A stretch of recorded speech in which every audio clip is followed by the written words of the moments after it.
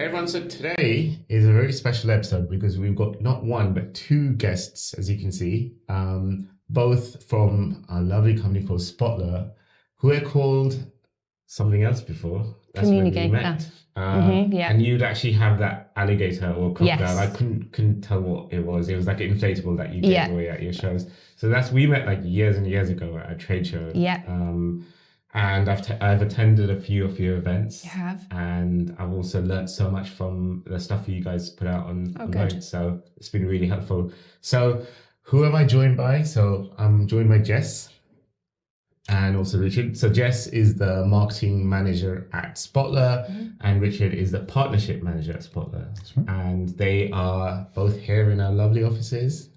It's not so lovely outside because it's like hitting minus freezing 2 degrees. But it's a good view. It's a good view. And the guests have had troubles with the trains, you know. It's not in the remit of this podcast to comment on what's happening with the trains in this country, but it is a big issue. Anyway, that's the level of this podcast that I was going into. So, Rich and Jess, firstly, thank you for coming. Thank you for having us. Thanks for having us. I know that this took a long while to kind of arrange because you're both coming from different parts of the country. Firstly, I want to get straight into it. Richard, what exactly does a partner manager do, and why is it important for SaaS companies to have one? It's a really good question. So a partner manager is, I would say, vital to a business, especially a SaaS business. Like the idea is to, of course, have strategic alliances with other businesses that, focus, at the end of the day on gaining additional revenue for your own business. But how you do that is through mutually beneficial, collaborations, whether that is to, focus on something like extending your market reach, or whether that is something like, launching a new product or anything like that. It's about a collaborative approach with other businesses, and that's why it's really important to a company. So I guess you've got to know your own product like the back of your hand, and also a whole series of products that could integrate with your company really, really well. How do you do that? I mean, I can speak from the marketing automation era. So for a partner manager for SaaS in general, your products are, really, really important to understand. However, it's actually about understanding who's the best fit for the partnership as well. And in marketing, that's quite easy. It's to do with things like agencies and other sort of, marketing sort of related tech. But at the end of the day, it's about understanding your audience, and that's a partnership, understanding your product and finding that mutual, collaboration. Moving on to Jess. What are some of the biggest shifts you've seen happen in marketing in the last 8 years, which is around the time that we've known each other? Yeah, actually, okay. Wow, a lot. So other than the obvious with the different technologies that have come into place, the different legislations that have changed, so the cookies, GDPR, all the new technologies, AI, I think the biggest shift has been in terms of reporting and how marketing actually report on their success and their results. And I think way back when, it always used to be about marketing would generate the leads, pass them over to sales, and that would be it. That was all that marketing was kind of there for. I think now marketing are involved in the sales funnel a lot more, as well as retention, acquisition for customers as well. So I think that's been a big shift. It used to always be about MQLs, generating enough leads, and then we move on. Whereas now it's more about quality and building the relationship and the trust all the way through. So, I mean, just a quick follow-up from that. What parts of your marketing funnel or sales funnel is keeping you awake at night? And has that changed over the last 8 years? It is tough out there. Obviously, we are, we're well out of the pandemic now. We're now into a cost of living crisis, a recession. We're seeing budget cuts. And I think marketing is the first place that gets, the cut in terms of budget and things. But I think as long as you've got a good presence, a good offering, services, products, whatever it is, that people can really get on board with and invest in, I think you're in a good position. Okay, cool. Rich, this is a really broad question, but what is Martech? I can make it to an easy answer. Martech is marketing technology, essentially. It's the tools that you need, the software that you need to be able to achieve some type of marketing goal in a nutshell.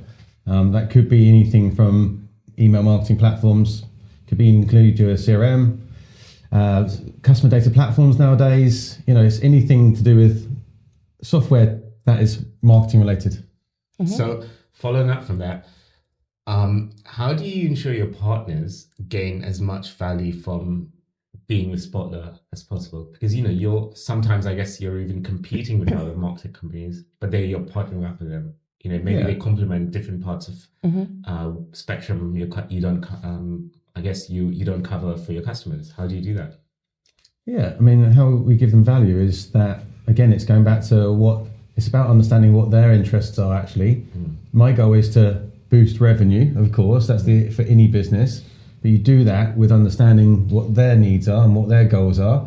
And typically, with someone like Spotler, a partner with Spotler, we can actually offer some level of complementary access as well to even help with their own goals. And that's the benefit here. It's not just, hey, can you refer something to me or can you resell that? That's not actually the point of it. It's about, what are you doing? You're looking for perhaps content. You're looking for, getting in front of an audience. You're looking to do whatever. I can help with that. And then hopefully Spotler's at the back of your mind, or at the front of your mind, should I say, when someone says, hey, I'm looking for Martech. Oh, do you know what? I work with Spotler. So it's actually helping you. And that's how business helps themselves. So it's like an ecosystem, I guess, where you're kind of, you may not be able to cover everything that a customer requires, but through the help of partnerships and through those integrations that you offer as Spotler. So just, from your side as the marketing person, how do you actually make sure this is communicated well to your partners in a way that it doesn't kind of get too technical? Because, having worked with a lot of SaaS technical people such as Richard, we love him.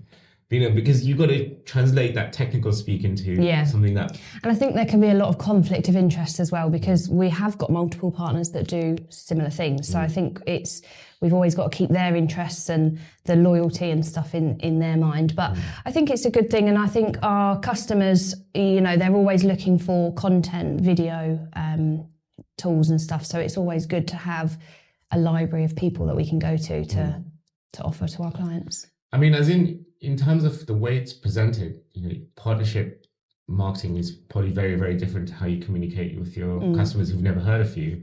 How do you distinguish between the two in terms of messaging? Yeah, so it's different messaging, because obviously our customers, we want them to get the most out of our product, whereas our partners, we want them to get the most out of our network. So I think it is different.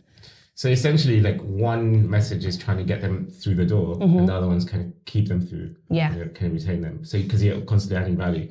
So Jess, following up from that, this could be a question that a lot of our, this is a question a lot of marketing managers and people listening will be thinking about.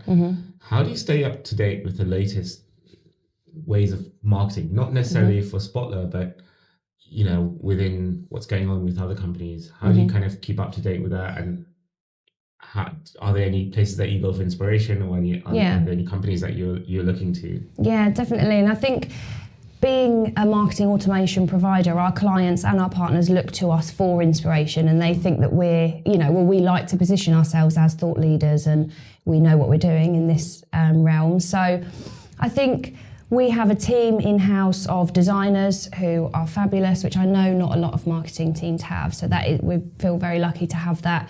We also have a lot of specialists within our marketing team as well. And then I'd say just do your market research on LinkedIn. Sign up to newsletters from your competitors or from people who you're looking to. Sign up to the forums and the groups on LinkedIn, and just really be present in that space. Okay.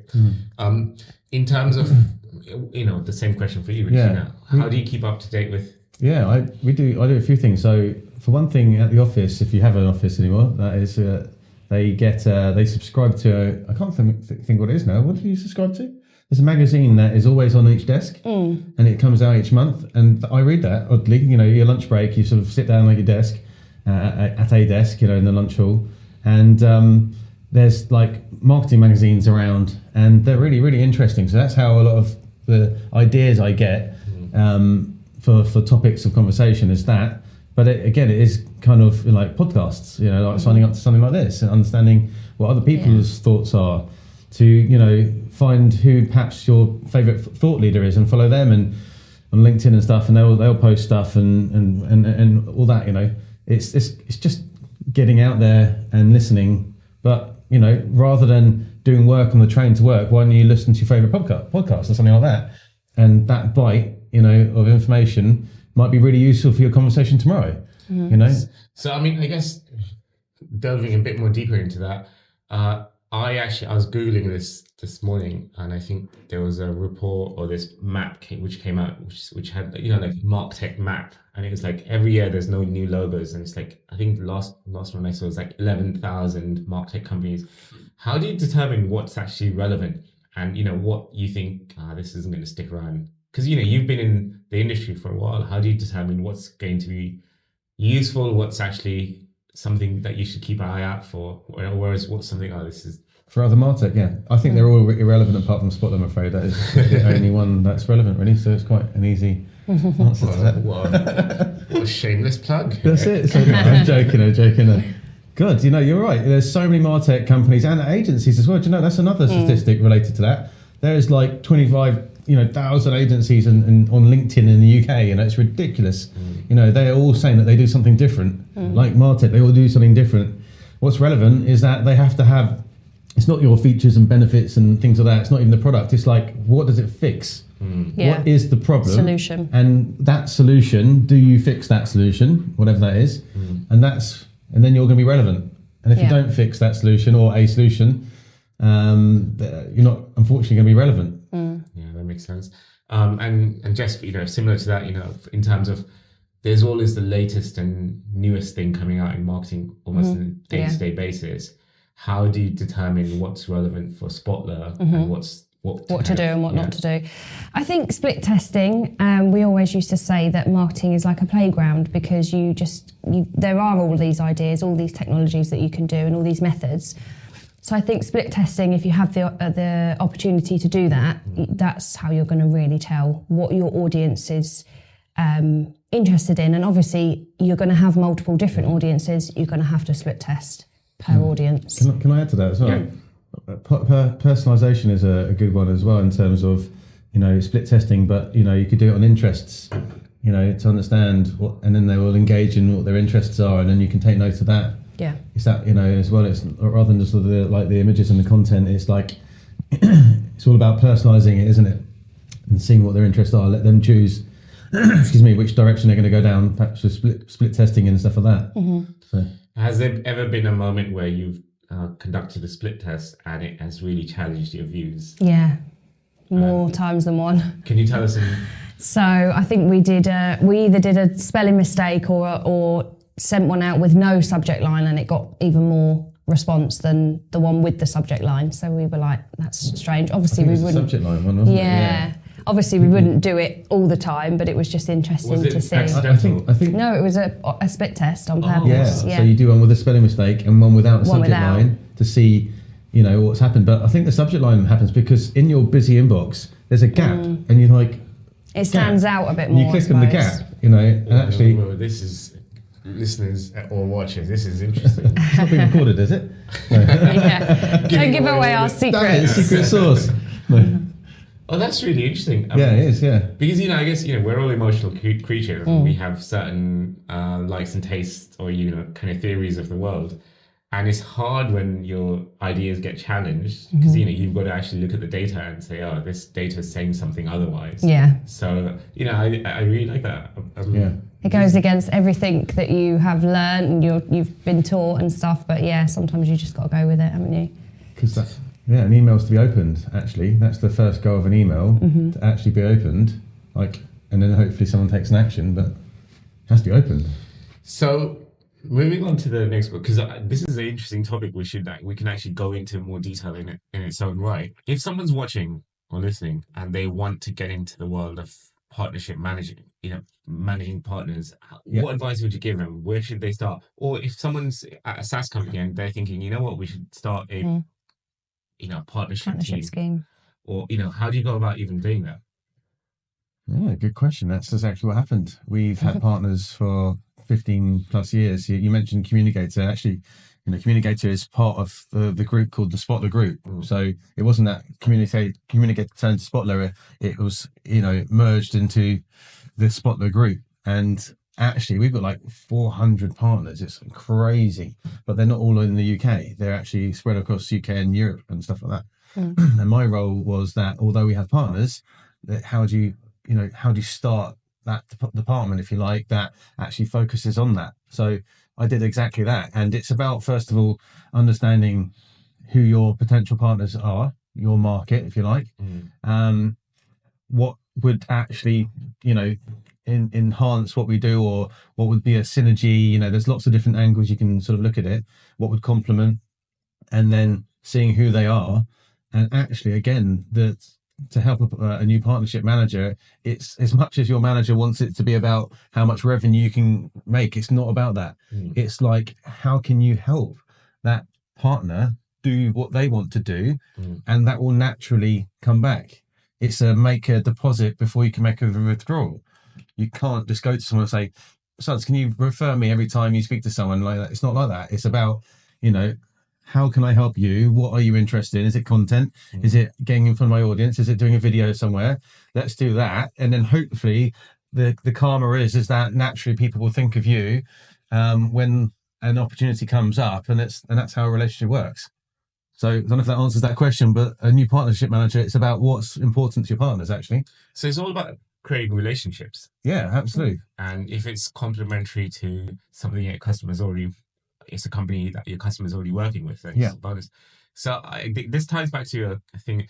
So years and years ago, I attended the Communicators Ideal Customer Persona workshop. And honestly, Jess, it was one of the best workshops I've been in, because it really inspired me, because I went home and I created the chart that you had, and you gave away this kind of booklet to kind of take home with.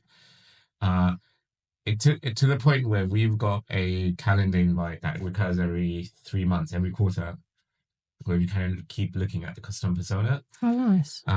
So one of the things I think it was like, what are they spending their time on? What are the problems that you're solving for them? Yeah, actually, challenges. I'll show you the actual chart once. Yeah, that'd be good. Because we don't want to give away too much ourselves, obviously. So it just basically said, what are the things that are keeping them awake at night? So I guess going back to what, would the first thing, if you're a SaaS company and they're trying to start a partnership scheme or team or person, a manager, would it just literally be about looking at your customer and what else they're buying in terms of, let's say, you're an analytics company and you could see your customer 9 out of 10 times they're also investing money into paid SEO or PPC. Would it just be literally about charting that and then just going and talking to the existing companies that your customers are already buying? Or how, would that be like a no-brainer, I guess? I mean, it's like, so Take that one. It's one of these things that, it's kind of that. So if we've got like 12 different products, anything from email marketing to CRM to website personalization. Yeah. So it depends on what we're talking about. Let's just say email marketing. Someone purchases that, and that is a client of ours. What do you need to be successful in email marketing? You need great content.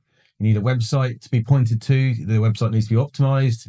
You need video content on the website to make it sticky. So there's so many things that, so many different businesses you could partner up with that will complement, make your client successful, and then they're going to be sticky with you. They're going to actually not churn and be with you long term. So yeah, it's about seeing what else could help your client be successful with you. Find those companies and partner with them. Yeah. Perfect. Jess, what is keeping you awake at night with marketing? Not personal stuff. What are the kind of things that every marketing manager is worried about right now? I think what's next. I think like what's coming, there's more changes happening to legislation. There's the iOS stuff coming out now.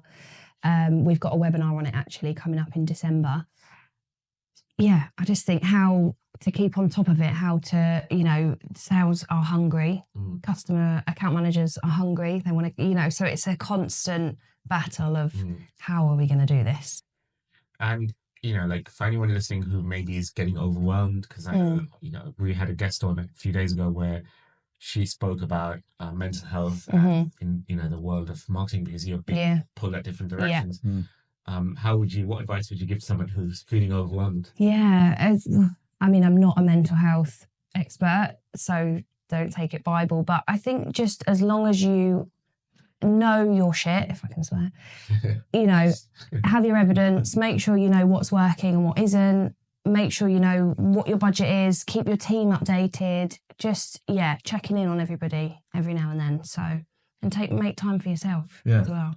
Just to add to that, I would almost say that once you've done that, you need to go and do something that's nothing to do with work. Like we got kids, so that can be chaotic, and that could be chaos. They're not married, but not together. No. But we've both got kids, and actually that's kind of chaotic as well for a different reason. But what I do is I like reading. Well, I liked reading before I had kids, and I can't do that so much anymore. But I now listen to my book as well. So I have a Kindle that reads, but then I listen to it through Audible. And I listen to it as my commute to work, which is, waking up, because of remote working as well. You always have to have that commute to work, whatever that is. And for me, that's listening to a chapter. And that just makes you forget about everything else for a minute. Yeah. What do you do to relax and take... Relax? What's that? Because you've got kids as well. I have. I've got 2 very young children, so it's mad. Have a hobby. So I do yoga and things like that, which is, just get out in nature, take the dog for a walk if you have a dog. If you don't, still go out for a walk, just clear your head. But with permission first. Just clear your head and step away and then come back to it. If you're feeling overwhelmed, I think it's, don't act on the impulse, because that's when you could really get into trouble. Yeah, because, because so much of our lives, especially in the world of marketing, it is planned out. And I personally think it's nice to have a balance, doing something which is very, very different. The other day I went to a perfume making workshop. Oh. And it was the first time you actually got to work with your hands, hold something tangible. Yeah. And the people I was doing this course with, they were just like, just regular kind of everyday people. Whereas me, I was just like, I'd been staring at my screen the whole week, working, and delivering. We created this 3D animation video, and it was like, it's amazing, but we didn't actually get to see the thing. It was all built, whereas actually holding something and touching something, and it was kind of tactile then. Reassuring. Going into a tangent here, but next thing, and we want to get into the rapid fire questions after, quick questions after. For both of you, I guess, what has been the biggest things that have changed over the years? Because you've both been with Spotler, or communicated for a long time. Yeah. And, the general trend is people stay within the company for 2 years and move on. So I guess, one, it says something about the company. It's doing really well. And it's kind of keeping good people within the company. But over the years, what have been some of the biggest changes that you've seen in both partnership and marketing? I guess, Richard, you could go first. Yeah. So the partnership element of it started about 12 months ago, in terms of we've had partners for like 15 years or whatever, but the actual focus on it. So the change has been massive. It's gone from not having something that's sort of focused and, in a direction, to kind of being a little bit sort of reactive. So now we're being proactive. So that's the difference. We now have a program that I've developed where, with the help of Jess, where, someone becomes a partner, they get given access to our software. There's now training and programs and all sorts of things that they can go through in order to get up to scratch, and then being introduced to Jess and the other marketing team to do marketing activities, podcasts, webinars, blogs, whatever they want to do. And so it's gone from like kind of not doing that or being a bit reactive about it to now it's like a streamlined, come and work with us, we can hopefully help each other kind of thing. And Jess? I think in terms of marketing, as I said earlier, I think it's the way that we report and things like that. I think it used to be about open rates, and everything was always about open rates, and it's not about that anymore at all. I mean, yes, clicks, we want to get people back to the website, but it's so much more. It's, like I said, further down the funnel, and the retention of it all and the acquisition and stuff. So I think, in terms of reporting and things like that, I think that was a too easy question for you. So what about the next 8 years? What do you think we'll see in the future? Well, I think, I hate to bang on about it, but I think AI is coming, and it's already here, isn't it? So it's not going to go away. It's not, and I think it's taking the industry by storm. So who knows what is going to come out of that? But I think if I look back 8 years ago, what our email marketing was doing, for instance, we weren't able to do half the stuff we're doing now with, like Richard said, about all of our different products and our personalization and really segmenting our audience and targeting people with what they want that's relevant to them. So I think what's going to happen in the next 8 years, who knows? But let's stick around and see. You'll just have to come back in 8 years' time. Yes. Look at this video. So going into more non-marketing related quick questions. Mm-hmm. These are rapid fire questions. So what are 3 must-read books? So Richard first. Oh my God. What are the last 3 books you listened to on your Audible? They're nothing to related marketing, I'm afraid. So you've put me on the spot now. Mm-hmm. What is the book I'm reading now? So I've started the Wheel of Time series because of the Amazon thing, and it was quite good, but I'm actually at book 10 or something like that, and I'm like quite exhausted from it now, if I'm honest. Mm-hmm. So there's that. What else have I been reading? I quite like the sort of the sci-fi fantasy sort of things, and I literally cannot think of the title of it now, but it's a really famous book. It's The 3-Body Problem. Oh, okay. Have you heard of that? I've heard of this, but I've not. Oh my God, it's weird, but it's quite good. But it's actually a Chinese written book from a long time ago that's been translated. So it's very sort of like, I want to say it's not like manga, but it's like, you know how that sort of, they go quite sci-fi, don't they? It's real quite kind of extreme is the word. It's kind of like that, and it's like, whoa. So there's that, and I can't think of a third book, I'm afraid. Sorry. Oh, that's fine. Jess? Well, I'm going to reference Seth Godin because I think The Purple Cow was probably the first marketing book I ever read. Yeah, it's good. And I actually was lucky enough to work with him last year. We did a webinar together, so I felt like that was really highlighting my career. So that was good. But non-marketing related, I just read Gillian McAllister, How to Disappear, and that was just on the edge of your seat. I would recommend that. It's a really, really good read. And one more.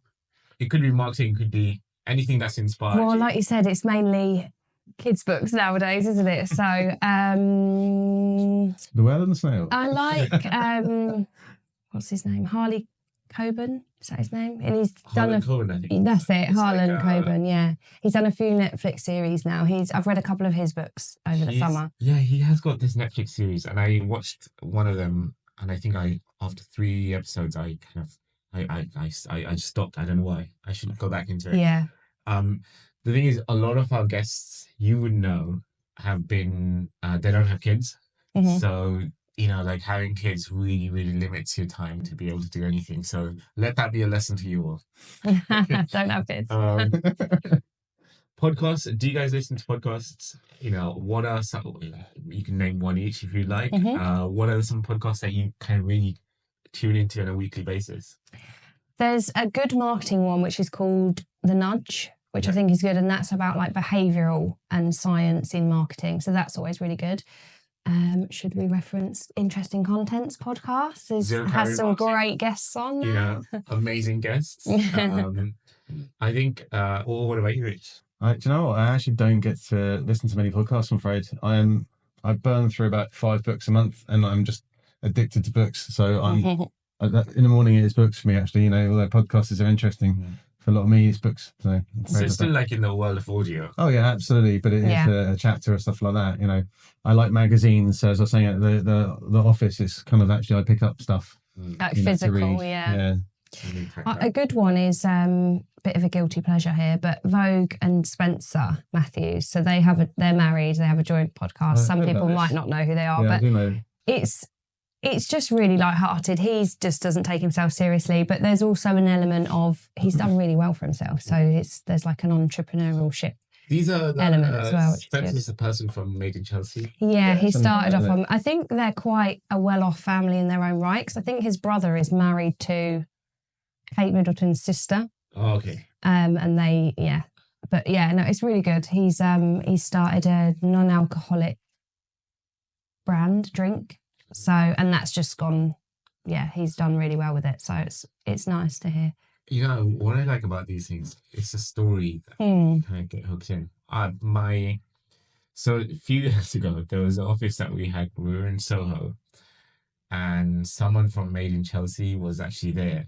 And I was just having a conversation with someone who was there, and then my colleague came and she said, "You know who that is? You know who that is?" She's a Fangirling. normal guy. And she said, "Oh, it's someone from Made in Chelsea." I was like, "Oh," because I'd never seen any of these episodes. And I just talked to him like a normal person. Yeah. I was making jokes with him, but he could tell that I didn't recognize him. Whereas my colleague, she was there. How do you know him? She's so excited. I can't even remember his name. It's a blonde guy. But yeah, it's really nice. He's the person behind the sweet candy. Yeah, Jamie. Candy Kittens, isn't it? Yeah, this one. I'm going to stop now because I sound like an avid fan and I'm embarrassing myself. Guilty pleasures. Yeah. What are 3 SaaS tools that you cannot live without? So we use Asana in marketing, which is obviously our team is global. So we have cousins in the Netherlands, which is really good. So Asana helps us to keep on track of all the different projects that's going on, who it's with, what stage it's at, and things like that. So that's definitely one of them. We can't say Spotler. Go on. It's got to be Spotler. So the tools that I use that aren't Spotler stuff is that we use something called Jiminy, and that is for when you're having a meeting. Yeah. It's a transcript thing. It's sort of, but it's not just it. You know, it records it and does the video. You can actually help yourself by adding keywords, and therefore when you're watching it back, you can go straight to when that word has been said and stuff like that. So if there's an hour-long video, you don't want to watch an hour-long video again to get some of the information of what their needs or requirements are, because you need to be listening to them, don't you? Not writing things down. So you need to go back. So that's Jiminy. And I have to say, for me, it's LinkedIn Navigator, if you can call that Martech, but I guess it is, because it shows me about what the company's interests are. So you go and research a company, what they're doing, you know, what their blogs are or whatever, you know, what their current focus is. Gives you information at your fingertips. Jess, you can say one Spotler tool if you'd like. Well, we use it all day, every day. So we use the email platform, we use Spotler Leads. I guess we should say our CRM maybe then, if we can't So say. Spotler's own CRM. We've just acquired one. Just acquired our CRM, yeah. What is this? The acquisition that you? Just... No, that's another one. Different one. How many? Are you buying every company? I know. They're on a roll. It's not that. It's that rather than reinventing the wheel, there are companies out there that do a really good job of CRM or of something like that. And we're not trying to be Salesforce here or something like that. It's not that type of CRM. No. It's a simple CRM for people who are fed up with not being able to do reports because Salesforce is doing the heading. And it's a really simple CRM. It's as simple as that. But yeah. So you actually use your own tools in-house? Absolutely. I use my own campaigns. It's on Communicator. Also Email Plus, which is the new platform. And so, yeah, we use it ourselves. Definitely. Yeah. So, final words. I know you mentioned Seth Godin and you'd mentioned a few other people before when we spoke. Yeah. Who are some people that you follow for inspiration or for when you need some new ideas or, you know, when you're kind of thinking, I need to get out of my head? I think there's quite a lot on my LinkedIn. There's a lot of like founders and CEOs and things like that I like to follow, just because they've, you know, been through it all, haven't they? I mean, you can vouch for yourself. So yeah, I don't think there's one person in particular that stands out, but there's, and any other like influential women as well who've got to empower other women, I think is good. So Any people that come to mind? So I do follow, is it Unilad? Yes. The founder of that. And he's really down to earth, and, you know, he talks a lot about mental health and the struggles that he's been through and stuff. So I tried to, I think I messaged him because I saw a tweet that he posted and it really resonated with me. Mm-hmm. And it was quite like, it wasn't a tweet from me, it was just like a really nice detailed post about how he went from, he was, the struggle of how he got Unilad to where he got to. Yeah. And I think the acquisition or they sold the company. So that was a really interesting one. I did write to him to say, I never write, I'm usually the person who kind of reads and then just says, oh, like, great. But it actually kind of made you reach out. Yeah. To him. He never wrote back. So, if he's watching. Yeah. Maybe I shouldn't take info from him then. It's gone spam. Yeah. Well, you need to. Maybe I should not have had a subject line so you could have. Yeah. Yeah, I've been trying to think. I follow companies a lot of the time. So a lot of my feed is actually a load of different companies rather than an individual. And the ones that stand out to me are ones that are actually not talking about themselves, really oddly. So I genuinely couldn't mention a single person, but there'd be people that, like, there's this company called 3EN, for example. I'm a bit random here, but something to do with one of our NetSuite sort of partnerships. But like they are having a picture of like their first office. Like it was about work, but it was actually nothing to do with NetSuite, say, and they were like taking pictures of, this is the the building that used to be, and it's just their thing was all about the brand, I guess, rather than anything to do with what they did. You'd have no idea what they did by that post. Yeah. But they keep popping up because I keep looking at it clearly. But it's really interesting because it's nothing to do with them or their product, should I say? I mean, I guess we're kind of addicted, or we love stories. Yeah. It doesn't have to be about one specific feature. It could be just how it all came about. Yeah, so I'm a sucker for these things as well. Yeah. It's a bit more personable, isn't it? It is, and it kind of, it's something you can actually relate to. Yeah. Rather than everyone's been in a company, or everyone's kind of started somewhere. You're like, okay, so this is where they started, or whatever that may be. Whereas it's hard to identify with someone, or kind of resonate, or kind of connect with someone who's like, oh, this is a feature we've brought out, and it's going to make your load up time 70% faster. You're like, oh, great, that's amazing. Doesn't make a difference for me. Final words. So a lot of our listeners and people who are watching, hello, you're beautiful people. What advice or what final words would you give to them? Because usually they're working in marketing. Or if sometimes we have a lot of people who are just starting off in marketing, or people who kind of been in marketing for a while. Okay. What advice would you give them? Find a different career. No, I'm joking. I said it earlier, just have your evidence, know your results, know what's working, what isn't, keep your team informed, make sure you all are on the same page, different departments, so sales, partners, account managers, make sure you're all working together. And just know your reporting, and know your numbers, know your figures, know where your new sales are coming from. Perfect. And I would say, stop talking about your product, stop talking about your features and your benefits, stop talking about any of that. Just what do you solve, and how do you tell someone that, in a conversation like a chat like this? How do you go about and say, in a human to human sort of reaction, by the way, that problem you have, this is what we do. Yeah. That's how you need to have the message. It can't be marketing, it can't be salesy. It needs to be like a human to human problem solving message. So fix someone's problem, and what's the solution that you're fixing? Don't worry about your product and stuff like that. What are you going to help them with? Yeah, people need solutions, right? We all have challenges and objections and stuff. So, if you're solving that. It's just like, if someone comes to me and says, that problem that's keeping you awake at night, I can solve it for you. You've got my interest. Yeah, absolutely. You've got my interest.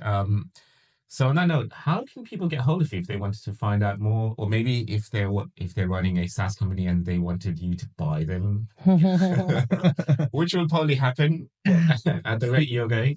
Speak to Suds, and he'll put you in touch with myself. Yeah. LinkedIn. LinkedIn is probably the best way. So Jessica Brick and Richard Mellis. Yeah. We will have links to your bios on the show notes at some point. So thank you so much for joining us. And we are off to a lovely lunch, a partnership lunch, which we're going to afterwards. So I'm really much looking forward to that. Thank you again for coming in. I know it's cold outside and the train sucked today. So I'm looking forward to spending a few more hours with you. Yeah. Thank you again for watching, and we will see you at the next one.